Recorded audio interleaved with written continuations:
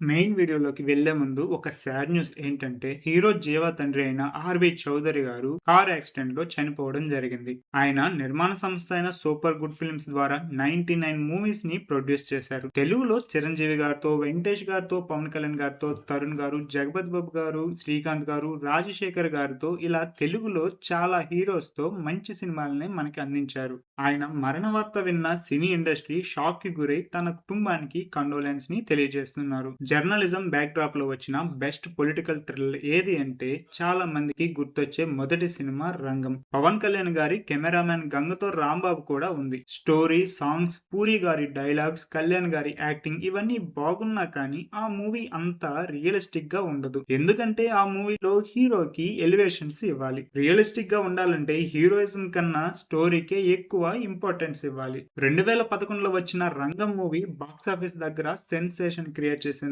కానీ ఈ సినిమా వెనుక చాలా ఆసక్తికరమైన విషయాలు ఉన్నాయి. అవేంటో చూద్దాం. అసలు ఈ సినిమాలో ఫస్ట్ హీరో సింబును తీసుకున్నారు. ఆయన మీద కొన్ని సీన్స్ కూడా షూట్ చేశారు. కానీ షూటింగ్ మధ్యలో స్టోరీ చేంజెస్, హీరోయిన్ ఇష్యూ, ఇంకా కొన్ని క్రియేటివ్ డిఫరెన్సెస్ వల్ల సింబు ప్రాజెక్ట్ నుంచి తప్పుకున్నారు. అప్పుడే జీవా ఎంట్రీ ఇచ్చాడు. అదే జీవా కెరీర్ ని పూర్తిగా మార్చేసింది. ఇక సినిమా స్టోరీకి వస్తే జీవా ఒక ఫోటో జర్నలిస్ట్. రాజకీయాల్లో ఉన్న అవినీతిని బయటపెడుతూ తన ఫ్రెండ్ ని లీడర్ గా సపోర్ట్ చేస్తాడు.